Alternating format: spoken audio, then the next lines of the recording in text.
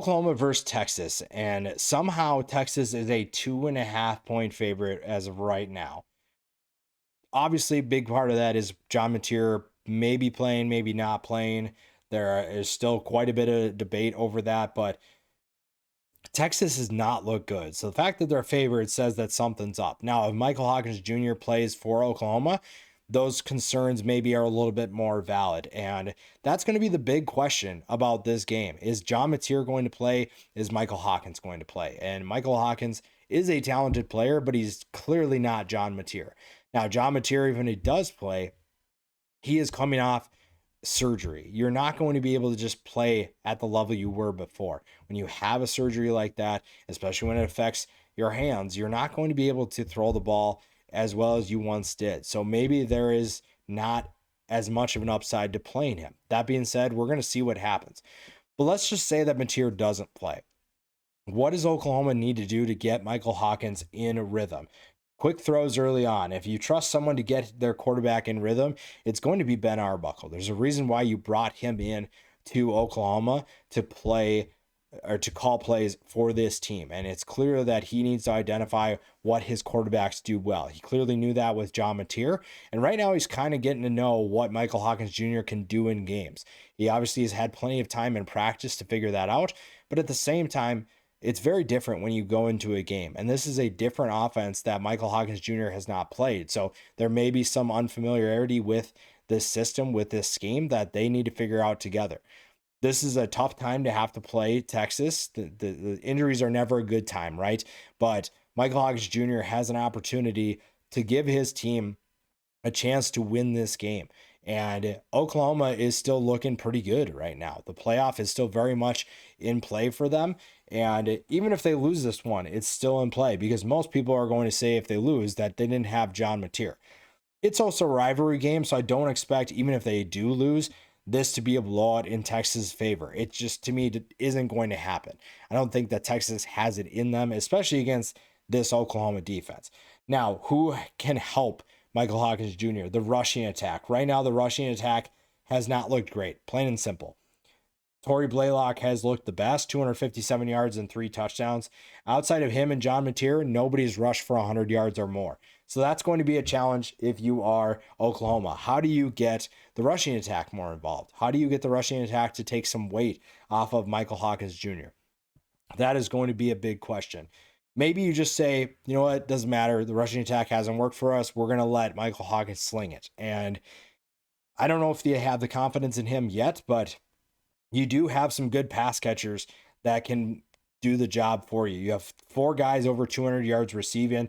Isaiah Satanga leads the team with 26 catches for 359 yards and 3 touchdowns. Jaron Koenig has been a nice piece at tight end. Oklahoma fans told me over the offseason about him and why they thought that he was going to be a natural. And so far they were correct. He has been really fun to watch. He's been a really explosive player for this Oklahoma offense. And it's been a nice addition to this system. Deion Burks, not as explosive as we once thought, but still a reliable guy for them. 25 catches for 275 yards, 2 touchdowns. Keontez Lewis, 210 yards and 2 touchdowns. I'm curious to see how he's doing health-wise. Had a scary injury. I believe that was him last week. So that's something to keep an eye on there. Who steps up in his place if he's not able to go?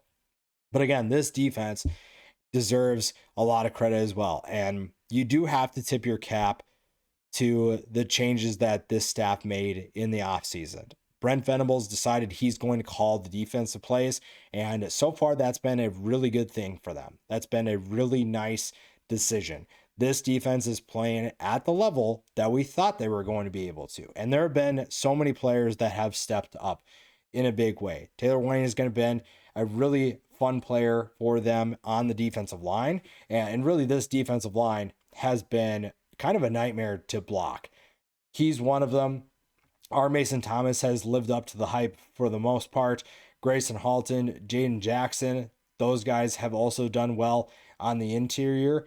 And then you have some guys that came into this program that you're expecting bigger things from. Now, Marvin Jones Jr. doesn't have the stats that maybe you would put up against some of the elite players, but he has made some plays where it's not going to show up in the stat book, but he has definitely been a big time contributor for them as well. And that's going to be huge because Texas has shown, and you look at last week at Florida, that's a group that struggled against a good defensive line, and Oklahoma has a good defensive line. So, how do they wreak havoc for a Texas team that has shown that it struggles against good defensive lines? They struggled against Florida, they struggled against Ohio State.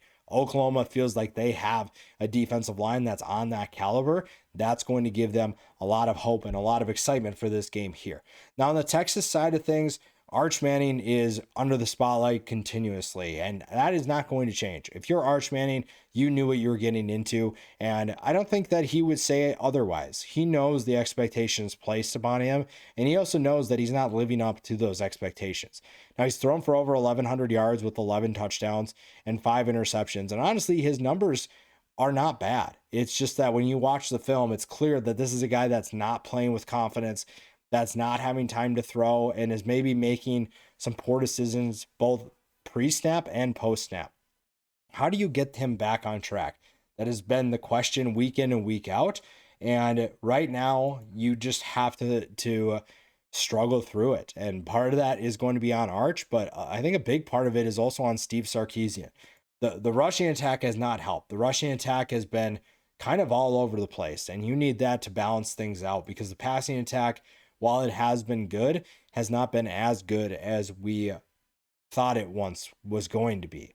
And part of that's on the quarterback, but also the lack of balance and the offensive line play. The offensive line is really, besides Arch Manning, if Arch Manning was playing well, this offensive line would be getting torn to shreds because that's how bad they've been at times. And especially against good offensive or defensive lines, like we talked about, that has been a major issue for Texas. So how do you figure that out? How do you get everybody back on track to the point where you're playing a rivalry game? And again, you're favored by 2.5. There's a reason for that. There's still talent on this roster, right? So even with all the problems, there are still plenty of players that are capable of helping you win this game. So you got to just find a way, plain and simple. That's what you have to do. You have to find a way to win. You have to find a way to be successful.